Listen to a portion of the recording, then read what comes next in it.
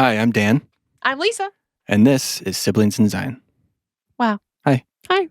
So, we're doing a little bit different type of episode today. Rather than choosing some sort of topic about the Church of Jesus Christ of Latter-day Saints or a book that we've read or something like this. Or that. We were thinking it might be interesting to each of us choose a list of questions that we are pretty sure we don't really know the answer to. Yeah. And then kind of have a exploratory discussion, because Lisa and I know each other pretty well at this point.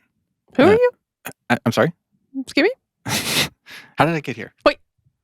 Of course, I've known you your whole life, and we've always been close, but especially the last 3 years or so, gotten even closer because we've had a chance to have a more open communication and relationship with the most honesty I think that both of us are really have had the privilege of having. Yeah, that's true. So it'd be interesting to ask some questions that we don't really know the answer to. Question for you. Do you remember the moment you first allowed the thought to penetrate your mind that the church may not be true? And what was the first thing that really pierced the veil? That's a good question. Thank you. When I first allowed myself to think maybe the church isn't true. Yeah, what was the first thing that started to puncture your wall of the church is true, to just kind of raise a flag like, well, that's interesting. What if it isn't? I'm gonna go ahead and say that it really started to dissolve. My resolve started to dissolve when you were asking me questions, usually via text. Yeah, there was a lot of that. Early on. Well, if the church is true, then check answer this me out. this. Yeah. And it had mostly to do with anachronisms in the Book of Mormon, translation hiccups with the Book of Abraham. All of those historical, technical, scientific, DNA, archaeological lack of evidence, those kind of things, I think, were really the cracks in the foundation. Do you remember one specific thing that was like kind of moved your needle? I don't remember what the question was, but I remember sitting in my room at home at our parents' house. That's what I mean. And I was sitting on my bed and I was reading a text from you. And it had something to do with something along those lines. And I think it was when I started not being able to respond with a definitive confidence in my believing defense. Does that make sense? Yeah. When I started... I don't have an answer for that. Failing to provide a concrete answer was when I really started to doubt my faith. I feel like that happened way sooner than I expected it to. Yeah. I think it was just because I was really willing to take an honest look. Not to toot my own horn or anything, but as soon as I said, okay... I mean, please do. I mean, that I'm just going to look at this. Commendation. Trying to take myself out of it. Yeah. I mean, you have to. I mean, that's something that we've come back to over and over again. If you want to have anyone speak with you and respect your position, you have to respect theirs and really consider it. And to have the audacity to stand with absolute conviction, unwavering, that you are right. Even when I, or you, even when that person is presented with information that is factual, that is actually part of their paradigm, that contradicts, or they don't know about it. How can you say for sure that you know if you don't even know this piece of information that is true about what you believe or what you're supposed to believe. Exactly. And to not even allow the possibility that they could be wrong. It's a very bad position to have. Very bad. It's dark. It's shaking around. Yeah. Yeah, I mean, I don't know when that for sure started to split, but I think that's a pretty sure sign.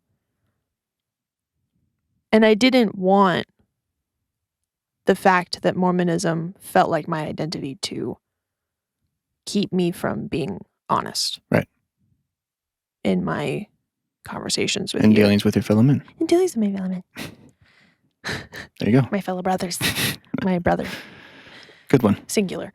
That was a good question because it caused me to think about something I didn't even know the answer to. And reflect. Yeah. Boom. This will be interesting. Do I have a way out here? Do I have a plead the Yeah, you don't have to answer, but I think you will. But if I know, and you will. And I think you will. No, I think you will. Do you remember thinking I was a bad person? Not even like, hold on.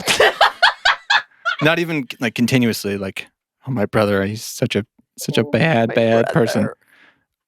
Like because you knew I did something, or because I was a certain way, or wondered whether or not I was because I wasn't going to church. Yeah. Yeah. Yes. Period. Isn't that sad? Yeah, it is. That my religion made me feel like I needed to judge my older brother for any reason. And the thing is, we wouldn't have talked about any concern that you would have had, because that just wasn't an avenue that was open. Yeah. Because of that. To give a non-critical example. Yeah, please. Remember when I wasn't that young, but I was getting more serious about taking the gospel to like the max.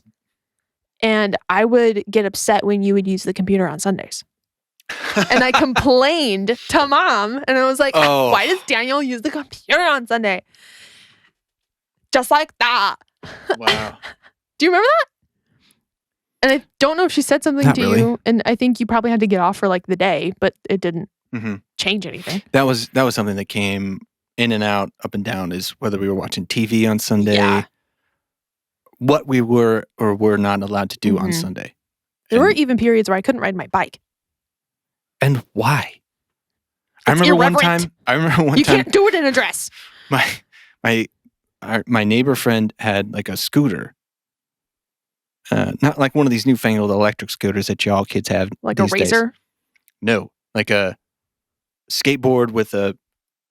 That's what I mean. Handlebars. Like a Razor. Razor brand. That's like this big. This was like a skateboard size. Oh. Full size scooter. Okay. That you would. And Mom and Dad didn't want me to do it. That was dangerous or whatever. And it was on Sunday, and I took off on it, and I face planted, and they were like, "Yeah, it's because you did it on Sunday." It's the only reason, because it's the 7th day. And you should be resting. Broke it. Your face. Sorry, not sorry. Yeah. I remember you would text in church. Mostly I was looking at whatever form of the internet that I had on my phone at that time. I remember I would check like box office numbers and stuff like that. Like I had a flip phone. This was 15, 20 years ago. Yeah. But I wasn't paying attention. No. I had to do something. I had to be there. Physically. But I had to do something else of my own volition. You had to check out. Yeah. And I would just notice that. Yeah. I would sit next to you. So well, he's not. Well, he's not paying attention. He's not being reverent, is he?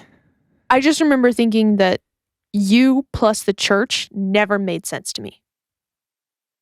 It never matched up. Interesting. It never seemed to be cohesive. It always seemed like there was a dissonance. Same here. And I never saw it coming back together. Interesting. You know what I mean? Yeah. I mean, I had very observant. No projections of you coming back. Yeah. So to speak. Like, I feel like our family probably did did. and has. I can't imagine why they would now, but possibly now. Probably not. But I hope not. I've said as much that, I mean, just don't. Just the That's not worth your general time. wish. Sure. Maybe. Yeah. Not an actual course. image. Or Expectation. an idea of how, it just never jived. Your personality never jived. Nope. You've never been a person that just takes things at face value, that acts phony in any way, really, with anyone. And I feel like you have to do a certain amount of personality adjustment in the church if you're going to get through it. Yeah, way too much for me to just way too much. Yeah. Mormons, okay, this is a really big blanket statement, but you've got to have a certain amount of pep. To some degree. Unless you want to be analyzed. Yeah. Yeah. I mean, there's also the stoic, solemn, somber take. You can get away with that if you're a man. Sure. But if you're a woman, onward Christian soldier. Put your shoulder to the wheel. Yeah, I never... Right? Well, yeah, of course. Yeah, that facial expression wasn't in response to your joke. Yeah. I was just thinking about how much it never made sense. Because I couldn't do that. Yeah. That's pretty much in a nutshell why I couldn't go on a mission. Yeah. Can't fake it that much for that long. No way. No, with that much surveillance. Also, just going into your room. Yeah. With like all these images of women and like bands. Tasteful images. Just kidding. Hey, all of these women. Mostly Jennifer Love Hewitt. Let's be honest. Yeah. There's a lot of guys too. I mean, anything at that Silverchair, age. I was like, Korn, Deftones. Whoa. There was just a lot of pop culture in general that I was not exposed to outside of you. I will not be mischaracterized here. Okay. Jennifer Love Hewitt, Penelope Cruz. There was a picture of Megan Fox. At one point there was, yes.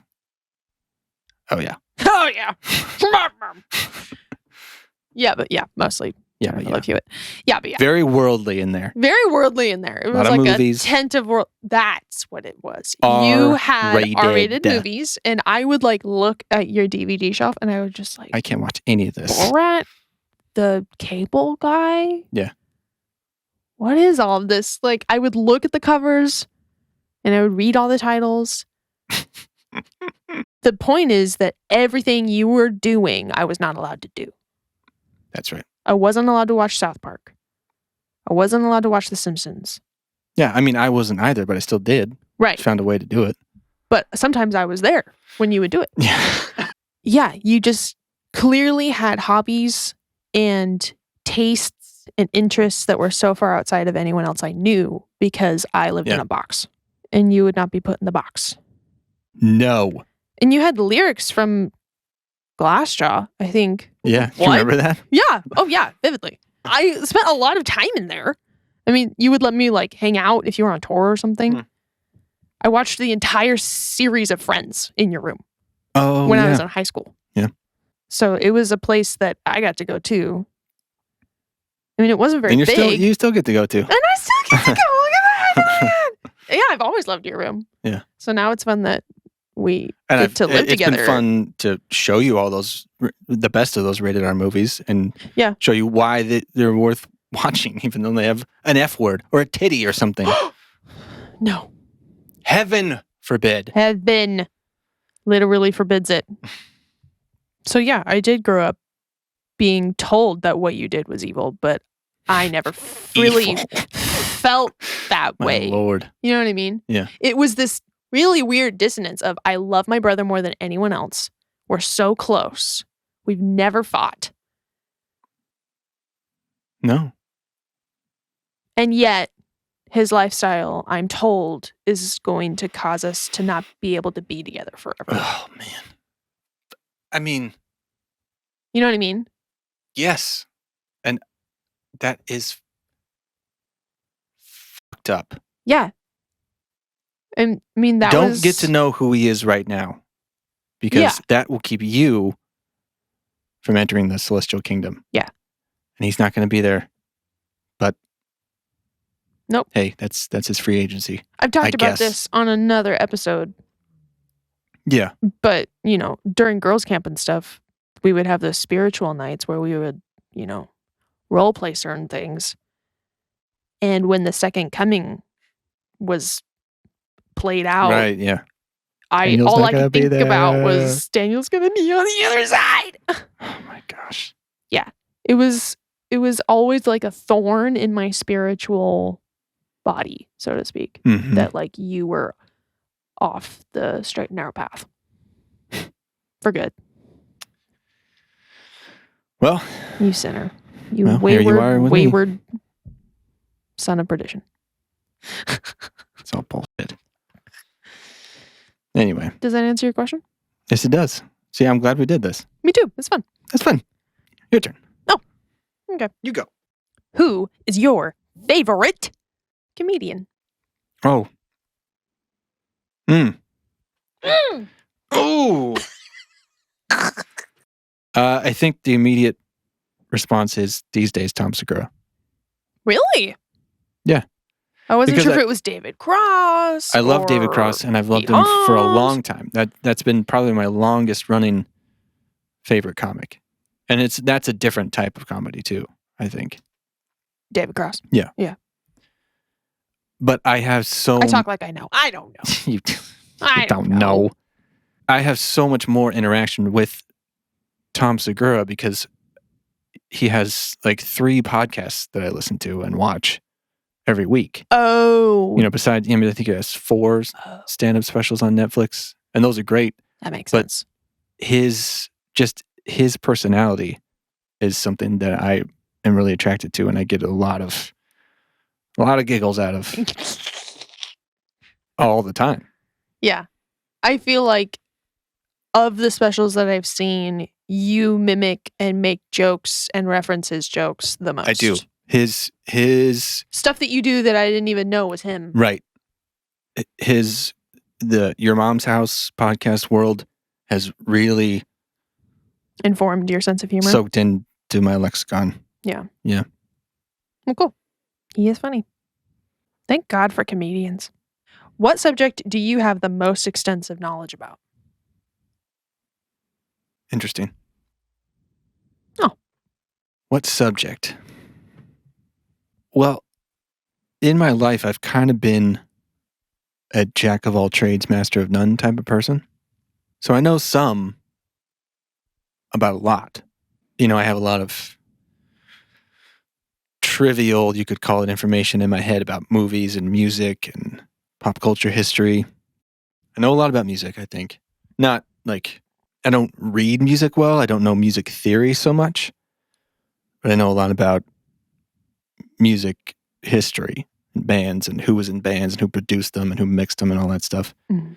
And it's kind of culminated in a real practical knowledge of how to do audio post-production, which is, I think most of it's in frame here for watching on this video, how I've gotten to do like what we're doing now and make it a technically good thing. Manipulating sound. There was a long process of getting into photography and learning how to take pictures, but then like make them better afterward. Same with video editing, putting things, taking something and then putting it together and making it better after the fact. That's where I feel like I've gained a practical knowledge of how to do something. As far as book knowledge and stuff like that, I have a lot of pieces of a lot of stuff, psychology and philosophy that I've gathered. I probably know a lot more about Mormonism than I do about a lot of things at this point. But there is just a whole bunch of stuff. Yeah, that's why I asked the question. Yeah. Because I've always thought of you as quite an adept self-taught person. The drums, yeah, the guitar. I did teach myself how to do most things that I know how to do with any proficiency. Yeah. I mean, I started playing drums in the school band when I was 11, But most of what I did, I kind of taught myself. I can read drum music to a certain degree, but I really just go off of feel and tone and intuition. Same thing with guitar. I'm a decent rhythm guitarist. I would never be a lead player. I don't have that in me. The chord changing and the plucking and the speed and the, I don't know exactly most of the time what chord I'm playing, but I know a lot of different chord shapes, a lot of which I've kind of just come upon by playing around. Yeah, it seems like you have a lot of musical intelligence that you don't have necessarily I words couldn't teach it to you. For. Yeah. Yeah. But you know how. Your body knows how. Mm-hmm. I do have, thankfully, a natural rhythm, which has informed most of what I've been able to do as a player, which is why bass guitar is the best place for me to be, is a combination of drums and guitar. Yeah. Percussion and melody. That makes sense. Which is why I think I'm as far as instruments go, that's my lane. And I think I've done some pretty cool things on bass that stand out beyond just playing root notes with a guitar. Yeah. Huh. As you might have heard in the theme song to this podcast, that's one of the songs of one of my bands. Oh, would you look at that? It's called The Falls by a band called Umbrella Man, one word. And it's on the EP called Volcano Beach. And you can find it wherever you find music. Check it out. All right. Okay, is it my turn? Yep. Go fish. Speaking of movies, what was the first R-rated movie you saw? Do you remember? Oh boy. I think I probably watched an R-rated movie at the neighbor's house, and we thought it would be like funny to watch something we weren't supposed to watch that had It'd be funny. That had like a clearly scandalous cover.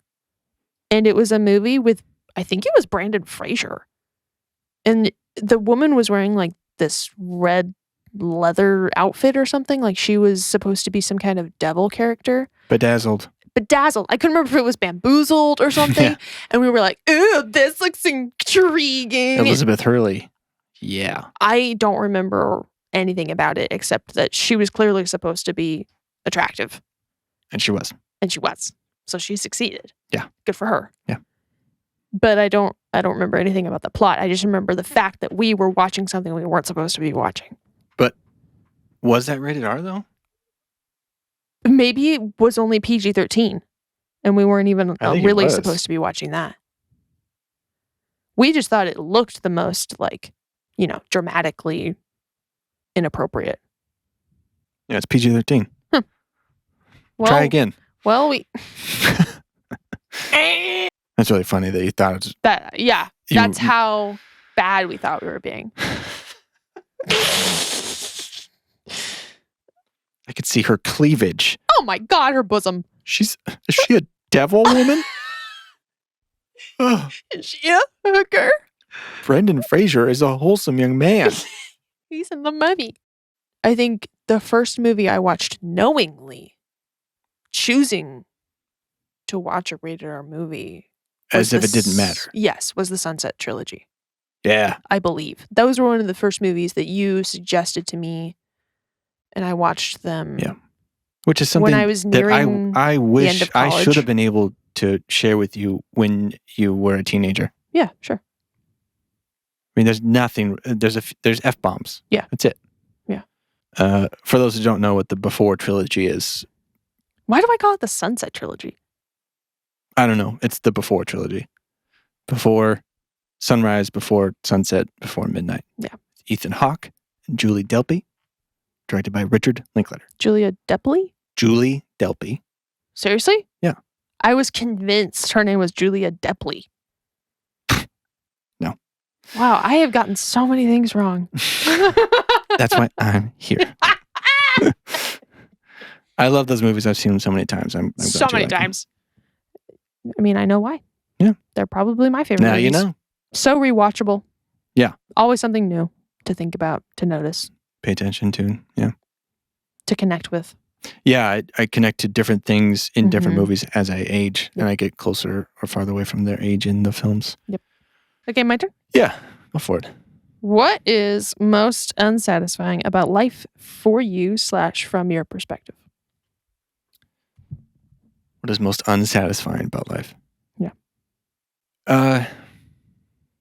When I think probably the same thing it comes down to for everyone, and it's all relative, but it's the system of money and how everything about your experience is based on how much or how little you have. Yeah. And no matter how much you have, doesn't really matter. There's still complications and struggles that come with that. But if you don't have enough, then your life is extremely hindered in your enjoyment of it. And that's not fair. That's true. And, the American dream is something that died a long time ago. But people try to act like it's still a thing. Yeah. And that if you don't have it, well, that's your fault. When most people don't have it. Yeah. And the ability to have it just seems to be getting farther and farther and farther out of reach. Yeah. As our population grows and things don't change to accommodate that. Do you feel that you're limited? To a degree, yeah. But I also realize and recognize how much more freedom that I do have than a lot of people. But there's still things that I would like to have in my life and experience in my life that I don't because I don't have enough money. Can't travel as much as I would like. I can't own my own home yet. In order to get a lot of the things that I have and enjoy, I've had to utilize credit, which is something that has demolished so many people's lives. Whether they have too much or not enough, or eventually, it just gets way out of control and then they lose everything. Yeah, it's a pretty shitty system. Yeah. And healthcare, the absolute lack of care about people and their health when it's not monetized to the maximum degree in this country. Yeah. That I'd love to go to the doctor anytime I feel like I should, and I can't. Yeah. And I worry about that. And I shouldn't have to. No. That should be a priority for the richest country in the world. Yeah, it should. And it's not. Not yet. Are we still the richest country in the world? Yeah. Why does it not feel like it? Because most of the people that have the money are a few people. There's a lot of money, but it's the vast majority of it is in a very small group. That's why they call it the 1%. Right. I don't know what I thought you were going to say, but it wasn't that. But it makes sense. That's why we ask questions. Yeah, isn't it? Isn't it then? Money sucks. Yeah, it's absolutely the worst. And it's all made up. Yeah, that's the That's worst the part. stupidest part about it. It's all made up. Literally not even backed by It's anything. Paper, or it's nothing. It's just numbers in digital space. Yeah. How many numbers do you have? How many numbers can you show people that you have? That's so frustrating. Look at all my numbers.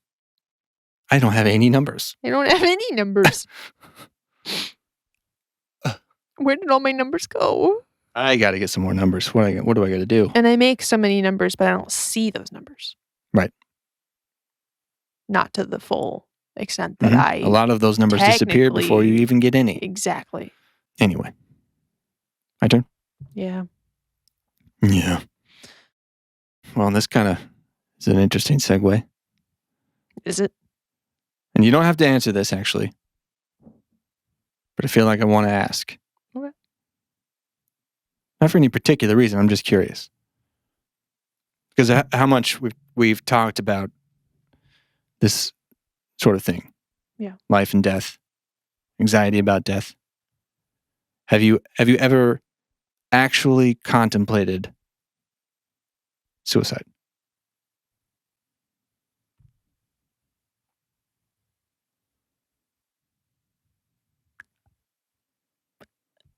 Do you mean actually thinking I'd like to take my life? Like, should I? Should I? Could I? Do I want to? I feel like the closest I got to that was in the last couple years when I was in China. Mm. When I had left the church and I was at my lowest point psychologically and mentally. Which is what a true believing member would just love to hear, to throw in your face. Oh, absolutely. When I had seemingly lost my sense of identity. Yeah. When I had a complete dissolution of that part of my ego. Yeah. And it just felt like I had nothing to hold me down. So was the consideration, why wouldn't I? Or why shouldn't I? What do I have to live for? Or was it, should I do it? Or how would I do it? I think it was more in the nature of the first set of questions. It was, what's the point? Yeah. Why am I alive to begin with? How could this improve if I continue to live? But it's not something that you had to talk yourself out of. I was never like talking myself off a ledge or anything. I think I'm too afraid of pain to actually be able to go through with taking my own life. Right.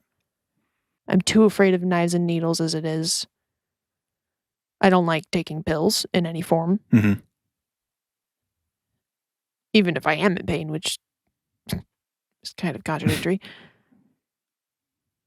I don't like hospitals. So if I was unsuccessful, I don't want to wind up in a hospital.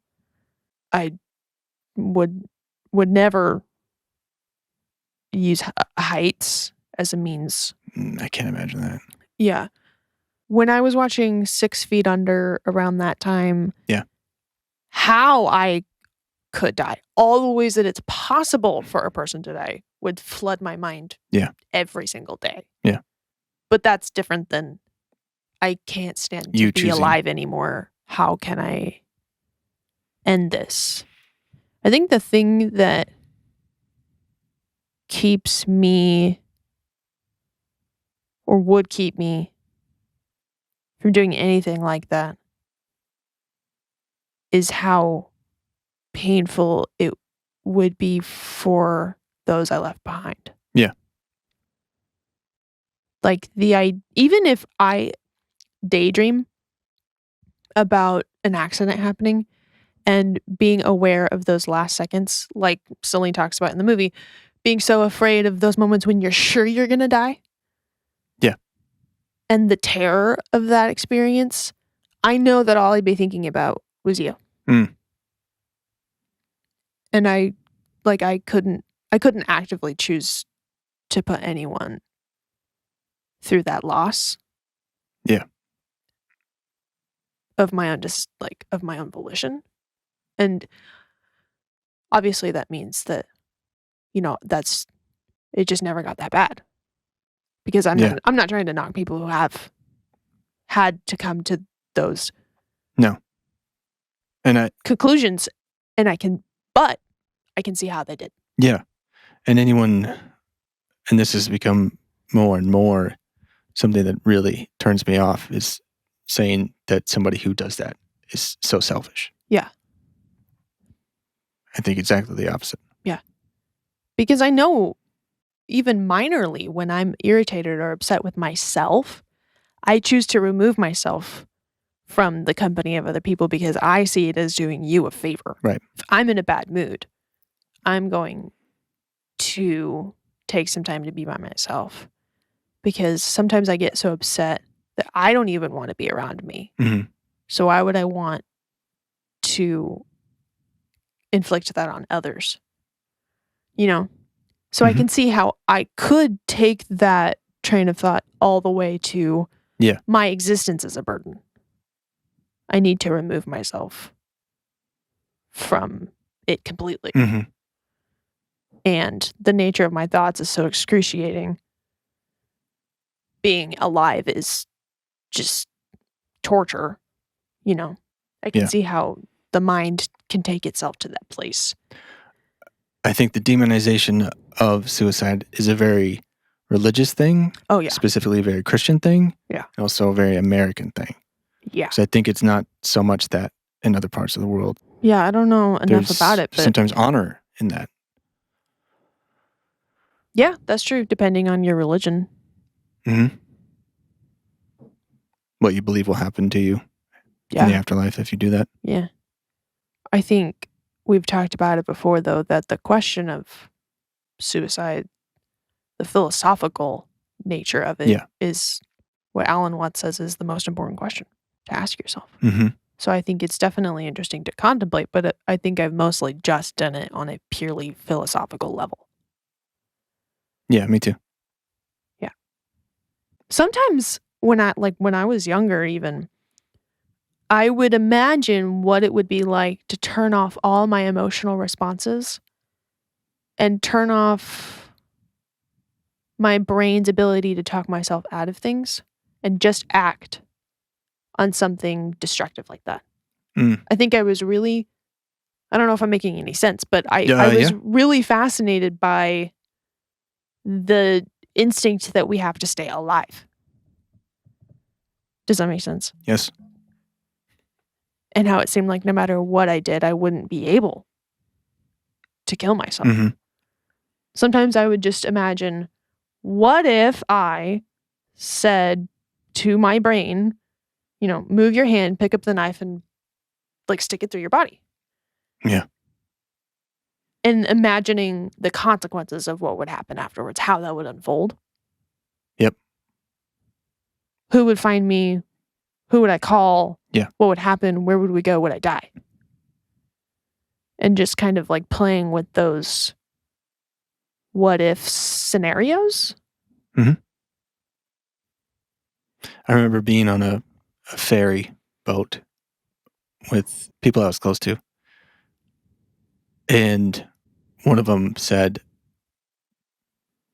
do you ever just get the picture in your mind of just like, you can't help it. You just want to jump off. You just want to jump over the boat. I was like, no. And her father was with us. And he's like, yeah, I do too. I found that very interesting. It is. Like, she just couldn't help but just picture jumping overboard. Huh. Just putting herself in that situation. Yeah. I've never really been afraid of heights for some reason.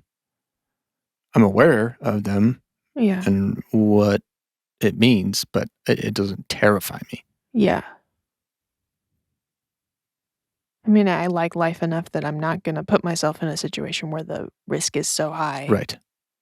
That it's a possibility. Climbing a mountain. I probably don't know how long it'll take me before I can get on a plane again.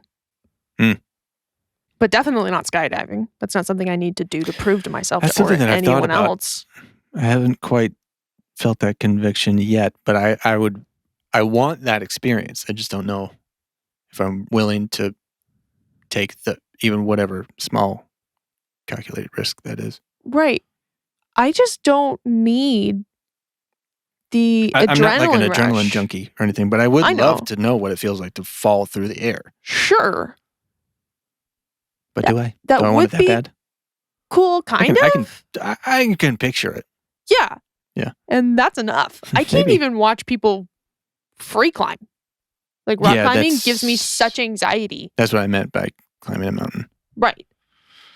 Yeah, I don't need it. I get the terror of pure raw anxiety and adrenaline from not that much already. So like daily living is kind of a stretch for me.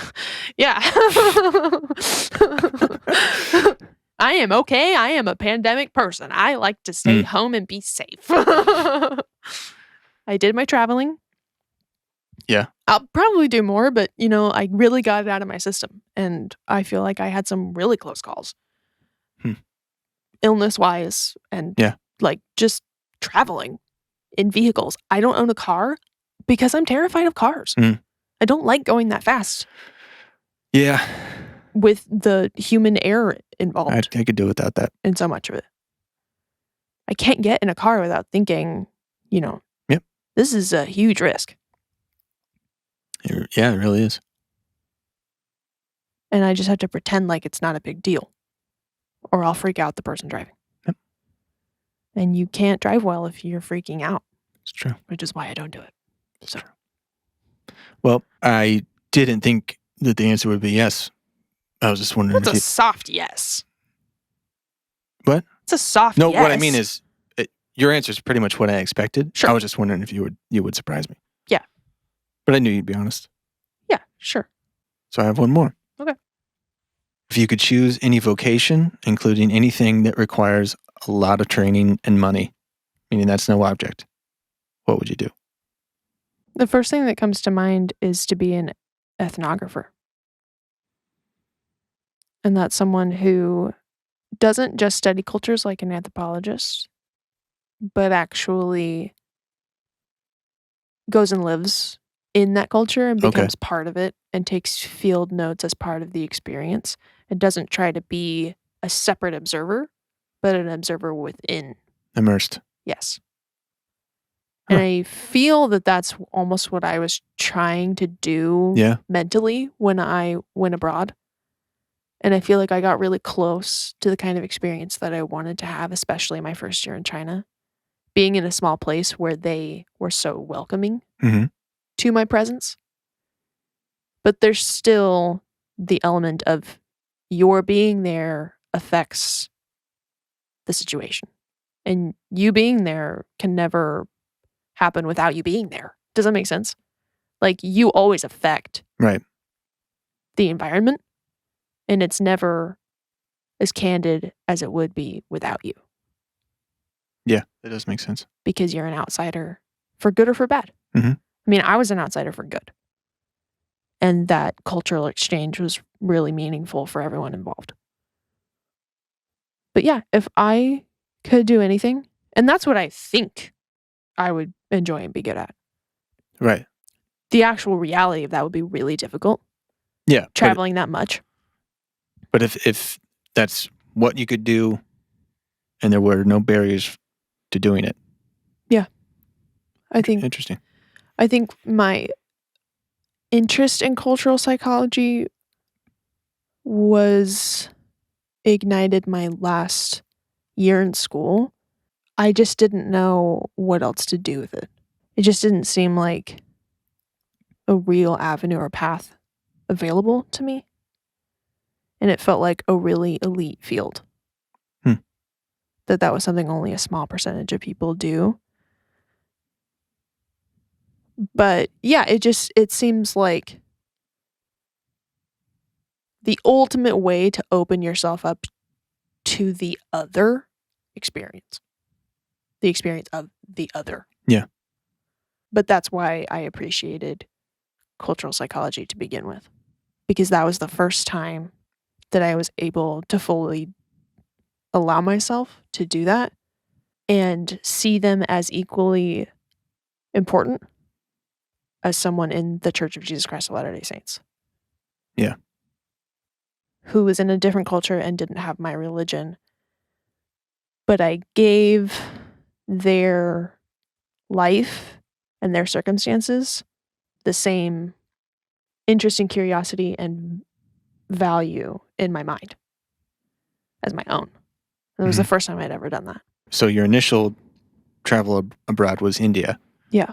And at the time, you were still a believing member. But we'd already started talking. Yeah, I was slipping, but... Do you think that informed... Definitely. Kind of letting yourself open up? Definitely. Yeah. Going to India was... Because if all of these billion people are wrong, what does that mean for them? Exactly. Learning about it, opening my mind first, and then actually going there and feeling the warmth and the hospitality of perfect strangers. Mm-hmm. That was the adventure of my life. And it was only 6 weeks. And when I came home, I think that was the real deal breaker. Or at least I had really flung the door open. Yeah. To the outside world of experience. And I think it says a lot. People who were members, their number one concern was your safety. Mm-hmm. And you need to get like a special wallet to put like on your body to protect you from these strange people because somebody's going to try to do something to you. The fear of other people Yeah.